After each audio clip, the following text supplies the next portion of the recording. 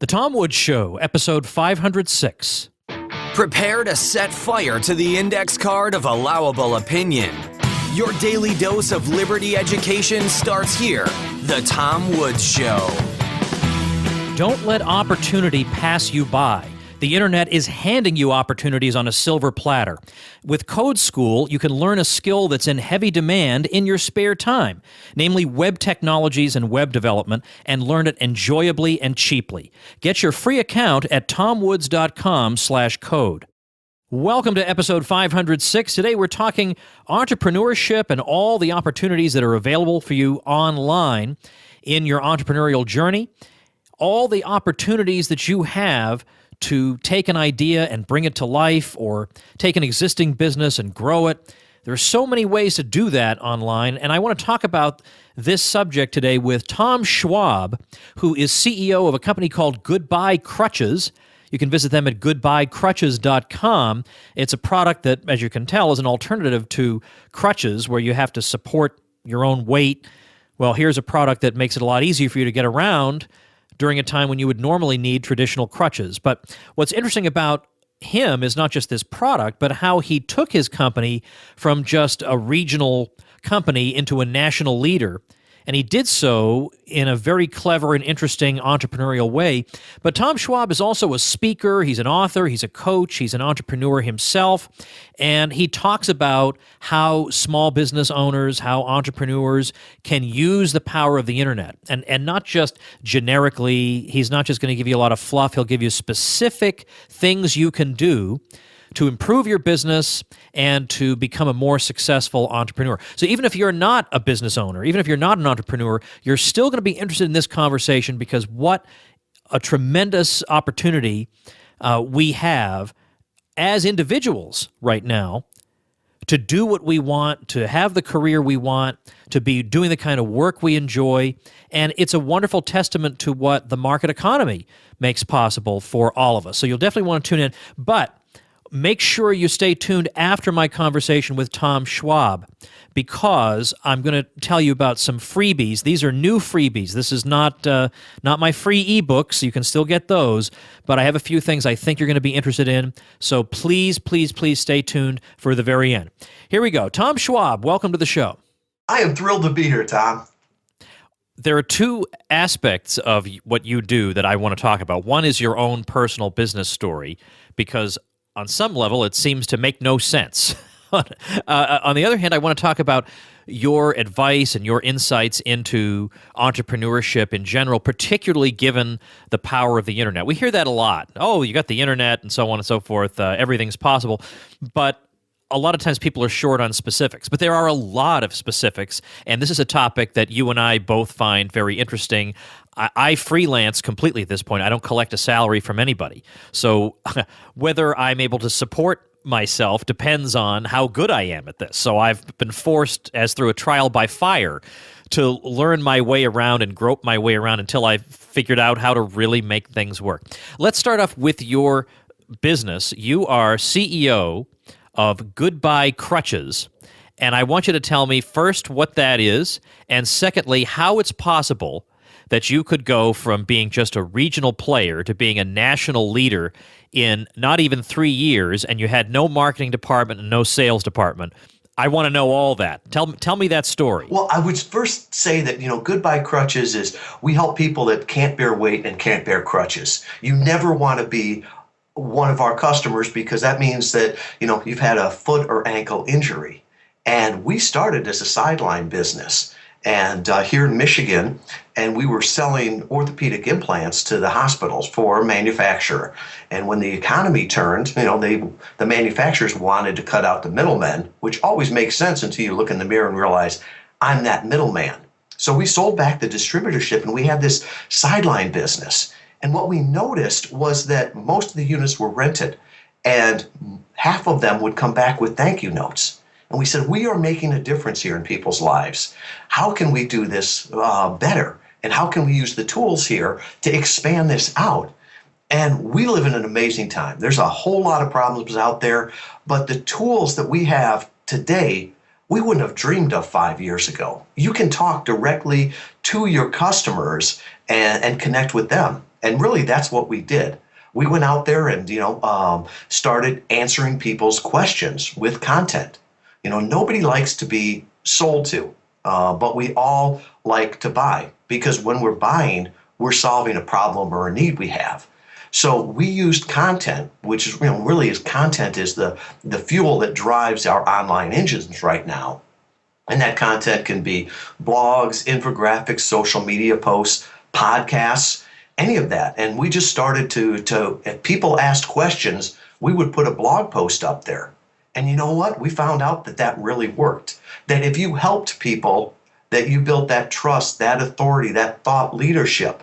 And so with that, you got people to find you, you got visitors, they engaged with you, and ultimately they purchased from you. Gary Vaynerchuk is big in the social media world, and he's got a book out that is called Jab, Jab, Jab, Right Hook.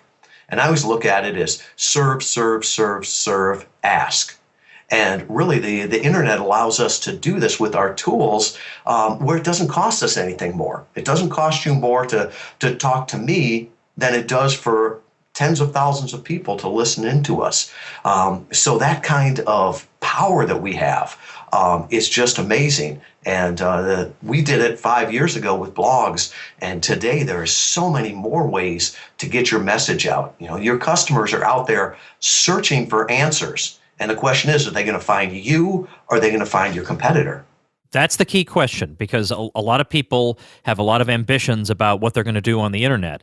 But if nobody visits you, it doesn't matter how beautiful your website is and how impressive your sales copy is if no one gets there. Now, you've just given us a good start toward understanding how people drive traffic to their site without any fancy SEO knowledge, without gaming the system in one way or another.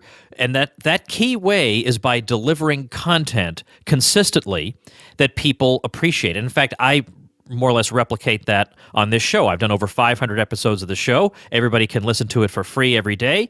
And after a while, people realize, hey, this guy's delivering pretty good value to me every day. And so then when they want to make a purchase on Amazon or something, they know that an easy way to say thank you to me for doing 500 episodes is just to use my Amazon link on my website, and it doesn't cost them anything extra, and that's the way they pay me back. Or they buy one of my products or one of my courses or whatever just to say, I appreciate what you're doing. And so I don't have to be in sales mode all the time, sell, sell, sell. 98% of my show is just me talking to people, and it has nothing to do with selling anything.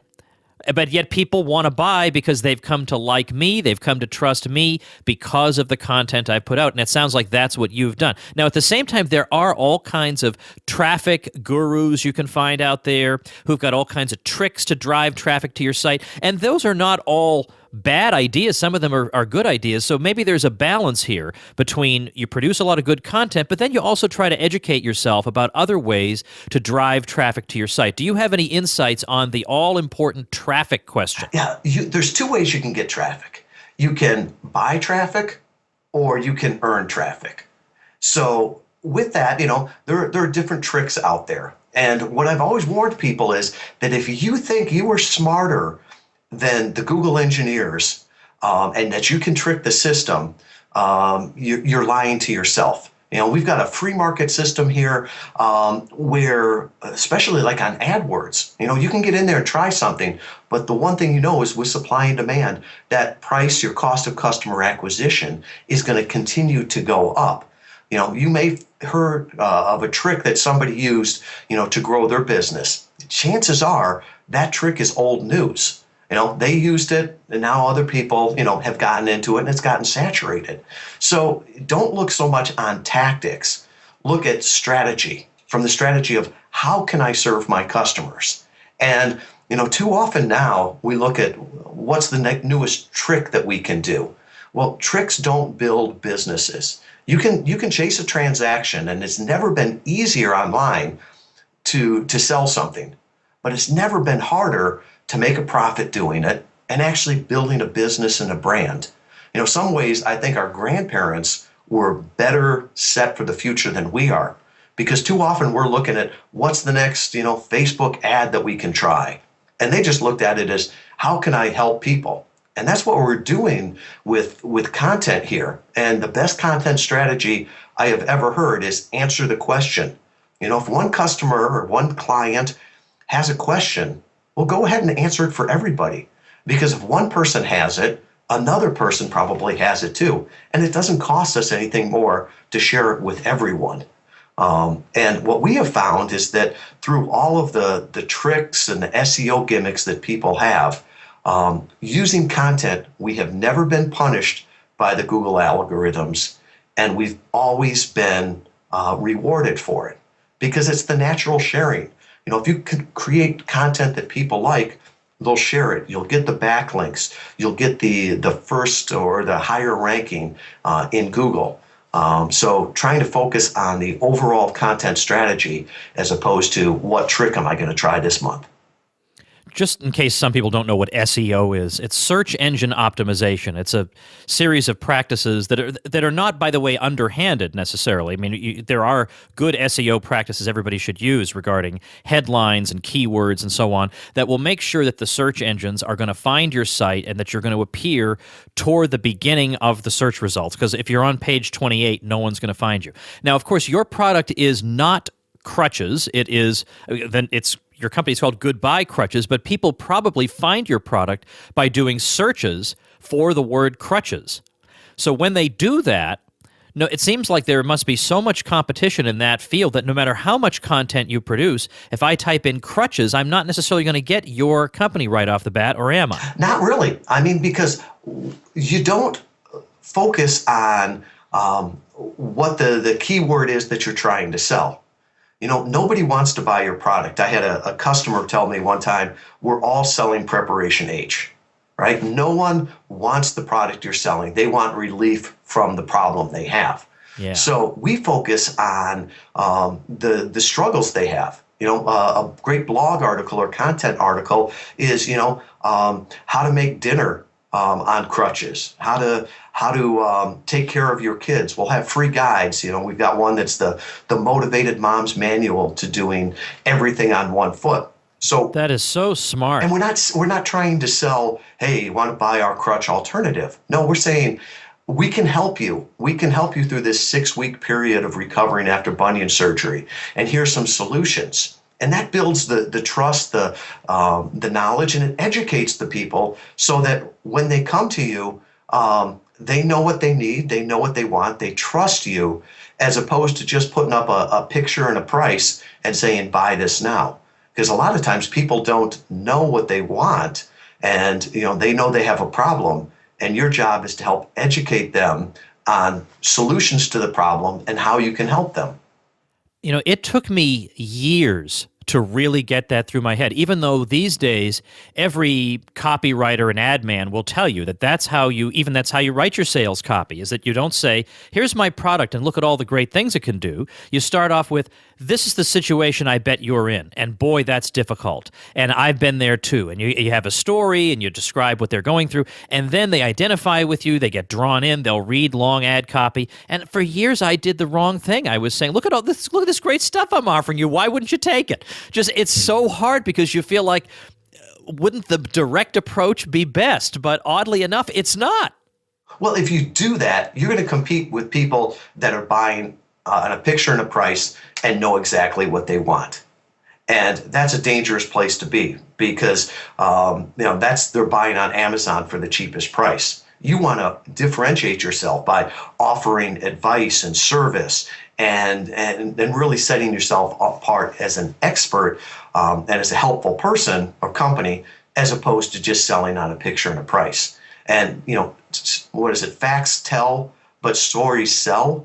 One of the best things we've ever found is not using ourselves to write the copy.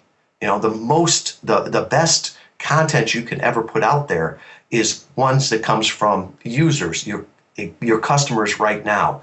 The stories they tell, they will resonate more with other customers than you as the business owner ever will. So those people that tap into that user-generated content and can tell the stories, they're the ones that are really leveraging the power of the internet. I want to talk to you about some tools that are available to entrepreneurs that if they're alert, they can get out there and use them. And these tools are often free or very inexpensive. Before I do that, I want to tell you one quick thing. When I was writing the ad copy for a landing page I developed for a homeschool curriculum, if I had done this 2 years ago, my headline would have been something about how great this homeschool curriculum is. Wrong, wrong, wrong. The headline that I'm running is, and this is at ronpaulhomeschool.com, the headline is, if you're a homeschooling parent, you're probably working too hard. That's a good headline. And then later on, they'll find out about how wonderful my curriculum is. But I can't imagine there's a homeschooling parent in this country who doesn't feel like he or she is running themselves ragged. They all feel that way, and that was my pitch. All right, so when you talk to groups of entrepreneurs or people who are just getting their feet wet on the internet, they don't know where to get started, but they know there's a lot of potential, where do you steer them? What are some tips and strategies? The first one is to identify who you want to talk to. The world is so big and we're so connected with people that you don't need to talk to the 330 million people in the United States. For your example there, Tom, for homeschool parents, you just want to talk to those people that are homeschooling their children. So identify who they are and then identify where they are. Now, one of the things that we used to do 5 or 6 years ago was, I'll start a blog and I'll start blogging to it. And that's still a great tactic, but you know what? There are so many blogs, and the more people I talk to, they're really not reading as many blogs. Over the last year, one of the things that we found that converts better traffic, in fact, it's shown to convert with our customers 25 times better than blogs, is being a podcast guest. Just like I'm doing here, because you could go ahead and get on a podcast that focuses on homeschooling. You could talk about the stories, the people you've helped. You could talk about different solutions you have. You could drive them back to your website for free resources. And all of a sudden, you're connecting with your ideal listener.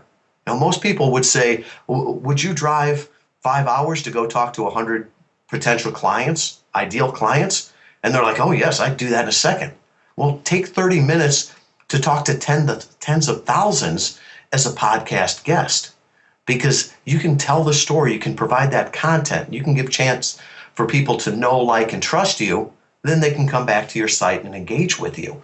It's such a powerful medium, and I think we're just at the verge of that. So if I was telling somebody right now where to put their content, I would focus on being a podcast guest. And not necessarily having your own podcast, by the way, because that's a lot more work than it seems like. People think, I tune into Tom half an hour a day, and it's a lot of fun. There's a little bit more to it than that. I'm not saying don't ever do it. It can actually be a tremendous asset for your business. But you're right about the potential as a guest.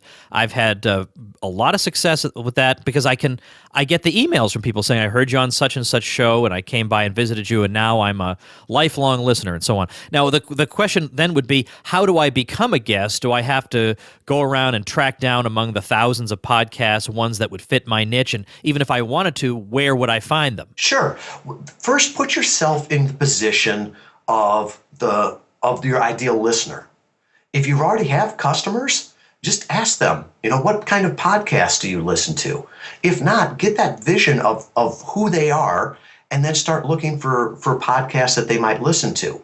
And the thing is right now there's 186,000 podcasts out there. You don't need to be on every one. You just need to be on the ones that your listeners or your ideal customers are listening to. So find 3 of those, reach out to the hosts, explain to them why you can provide content to them.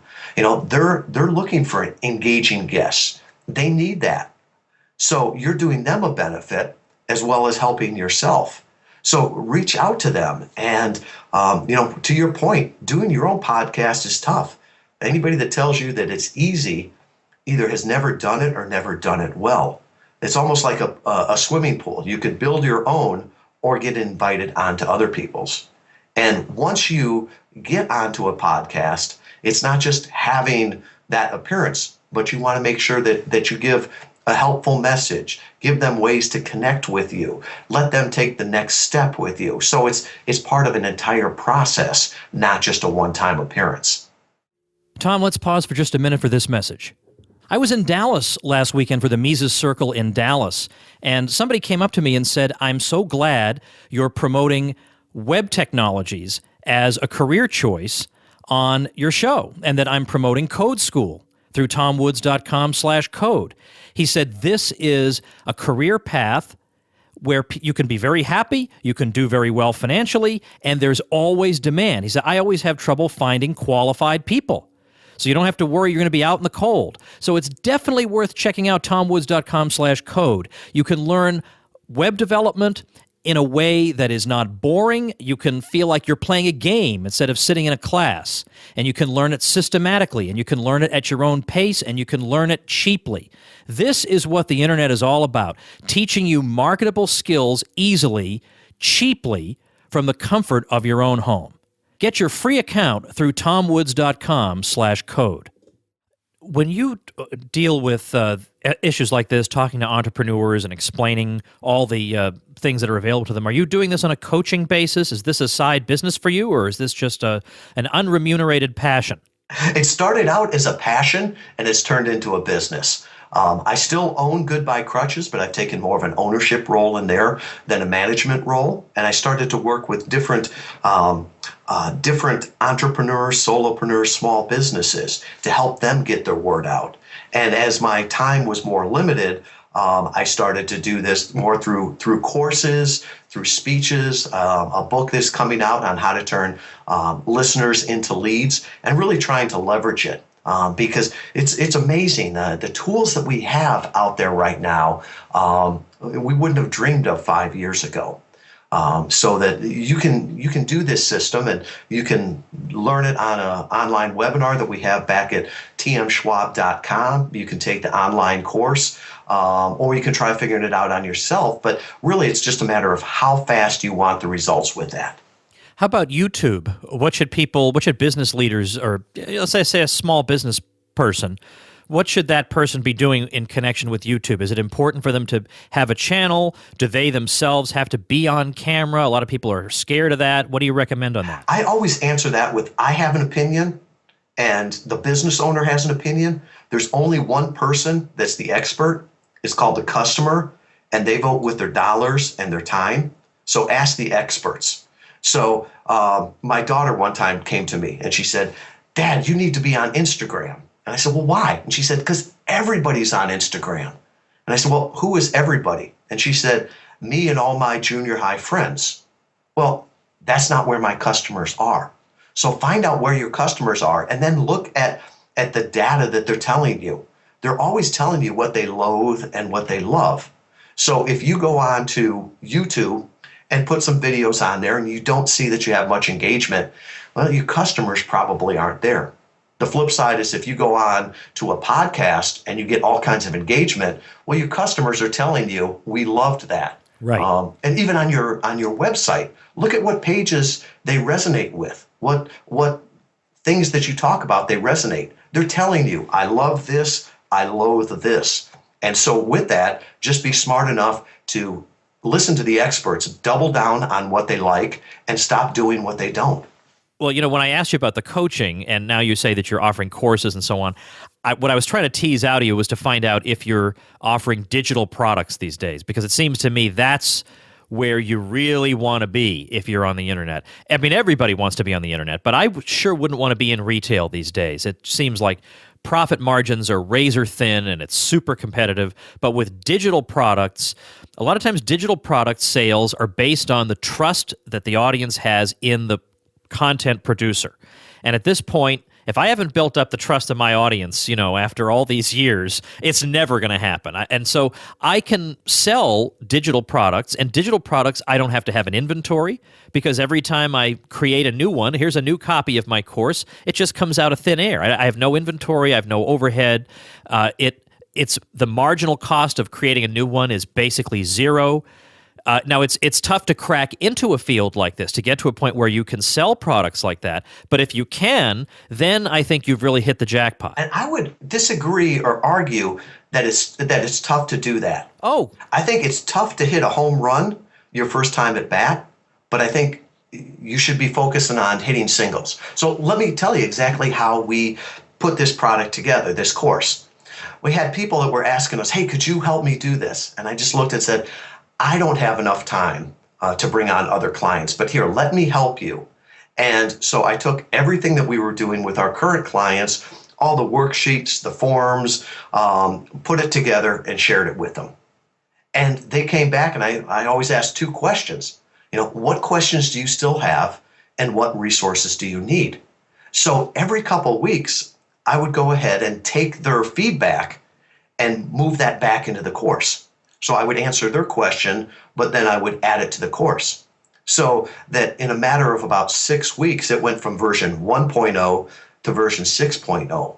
And each time the course got better and better. So for example, we've got a list in the course right now. It's got all the checklists, the downloads, the emails, the templates that we use. We started out with a list of 100 different podcasts that are looking for guests, just like you. And as that grew, it's over 400 right now. And that was really just from getting the information, the questions, the resources from current people that were taking the course. They will tell you what you need to do to improve the course. So start out with version 1.0, and at the end of every section, just keep asking, what questions do you have? What more resources? And with that, this course has grown to be 7 videos, 2 hours of training, and every question, every worksheet that you could need, and stepped through in a very logical step. The biggest feedback we've gotten is we always told people that you could get results with this strategy in 90 days. And when they came back, and most of them have said, and now you can get it in 30 days using that. So one of those where we try to underpromise and overdeliver. So your course is talking about how people can take advantage of internet resources, particularly podcasts as guests, as a way of building more leads for their business. You've done this through a webinar/online course. Do you also teach people how to do an online course like that? And if not, what would you recommend? I have not taught that, but that could be maybe be the next product that we do. What I advise people is going back to something I learned in college. I was an engineer growing in college, and I'll never forget the paper that I had that had the letters ATFQ written on it. And it was answer the freaking question. And if you just do that, if you've got people that are asking you a question, Tom, how do I do this? Well, answer it and start building the course around that. And do a minimally viable product at the very beginning. It can just be self-shot videos. It can be some resources that you already have. Put that together as a beta test and tell the people that's what it is and charge accordingly. I've got one client that I'm working with that wanted to have this great Excel course out in February, and he was going to work 6 months on it and charge $500. And I said, how do you know somebody will buy that? Let the market decide. So start out with a product that you would be happy to sell for $10. Ask for their feedback. And then 2 weeks later, go ahead, add that feedback to it. Make the product better and now charge $25 for it. Get the feedback and keep getting a better and better product on there. Don't think that you're going to hit a home run the first time at bat. Well, that's excellent advice. Now, I'm going to do a do as I say, not as I do thing. Eventually, I will do this. I've just been too busy to try it. But you can also get your feet wet by giving something away for free. And if you say, well, I don't have time for that, well, I don't have time really in some ways to do 500 episodes, but I find the time. You'll find it somewhere. Do a little mini course, just a few lessons, and offer it for free and see how many leads you get from that, how many people opt in to get that from you. And then once you assess that, okay, if this many people are willing to do it for nothing, then a smaller percentage would do it for $7, let's say. So the idea would be over the next few weeks, you gently email those people and you say, I hope you're enjoying my free course and I'm glad to answer any questions. And then, again, you're offering them tips. You're not selling them anything, offering them some tips for a couple of weeks. Then in the third week, you say, all right, now listen, if you want to if you really, really master it, I've got this much bigger course, and it's only $7 or some outrageously low amount, where you might even, given the amount of time you put into it, you might even wind up losing a little money to some degree. But what you've done is very important. Psychologically, you've converted this person from a freebie into a paying customer. And so psychologically now there's a difference in your relationship. And then you can pitch to that person, well, here is the super deluxe model, a few weeks down the road. I mean, this is the one, if you really want to be successful, this is the one to take. And eventually, this is the concept of the sales funnel. You throw customers in at the top, and then at the bottom, sales start coming out. You get a lot of people who want the free thing, fewer people who want the lower price thing, fewer people want the big thing. But that's how you do it. You don't immediately say, everybody, I have this $500 course. It doesn't work that way. And I hate the word the sales funnel, because I think that implies... Oh, do you? I like that term. All right, but I'm very happy to be corrected. What's your thought on it? I hate that because it implies that I'm going to take all these people and I'm going to push them down this funnel to get something out of it. I know. As I was saying it just now, I felt slightly guilty thinking of human beings being stuffed into a funnel. I would call it the buyer's funnel, which is a slight different thing. And I would say that when those people start coming in there, they might not trust you enough to buy a $500 product.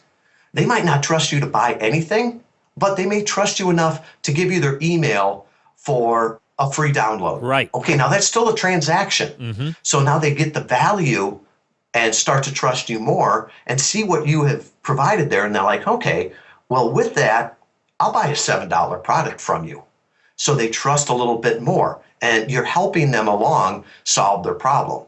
Now, maybe that $7 course, they need more help with that. And they'll say, I would really like to join that coaching group or that mastermind group that you're doing. And so they take it down to the next step. And certain people will say, I've gotten so much value from this that I want to do one-on-one coaching. And they'll bring along there. So they're moving along and you're helping them move from stage to stage, but it's always their decision. You're just making that opportunity available. You're not trying to push them through, because there's one thing I've learned is nobody likes to be sold, but we all love to buy things that will help us solve our problem. Yeah, that's absolutely true. Absolutely true of me and basically of everybody else. Well, I think you and I could have a great conversation pretty much forever on all these things, because it sounds like you're like me, that you didn't start off in this area, but once you discovered it, just the possibilities are so thrilling and exciting. You're dying to tell people about it all. So let's drive people to your site once again. Tell them what it is. Sure. If you go to tmschwab.com and just go / Tom Woods, and I'll make a special page there that talks about the things that we've had here today. There's a free webinar that you can access right there that talks about how to take people from listeners to leads. There's the infographic. Basically, it'll explain what I'm doing here. And when we first started talking, the libertarian bent on this is that these are all tools that you can use. You don't have to ask permission from anybody to do this.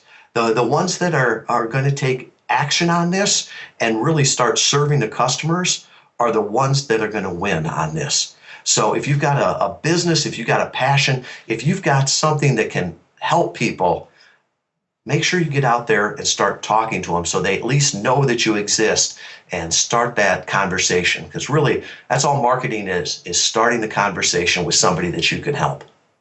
And I'll say one thing to wrap up. I think some people get hooked on buying self-help courses, and they go to a lot of webinars, and that's very important. You need to know what to do, but then they don't do the other half, which is to then do something.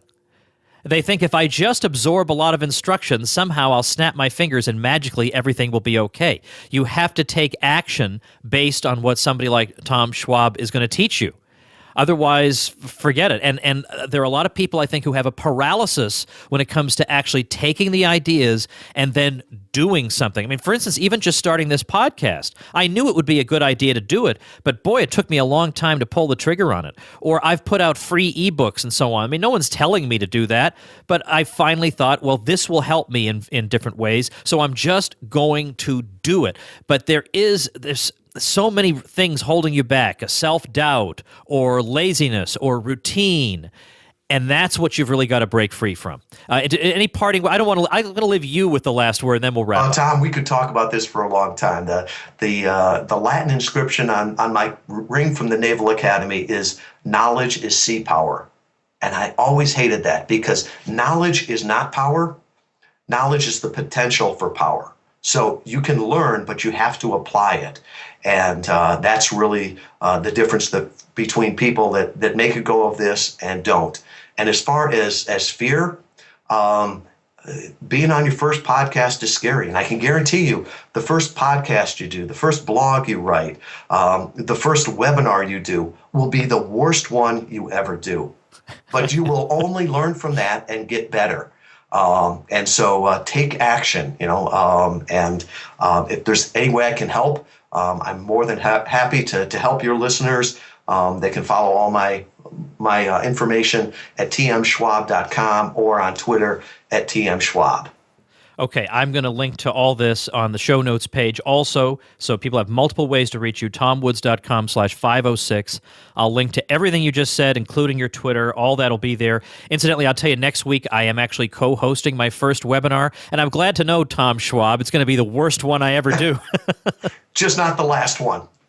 Indeed, that's right. That's right. Thanks so much for your time today, Tom. We appreciate it. Thank you, Tom.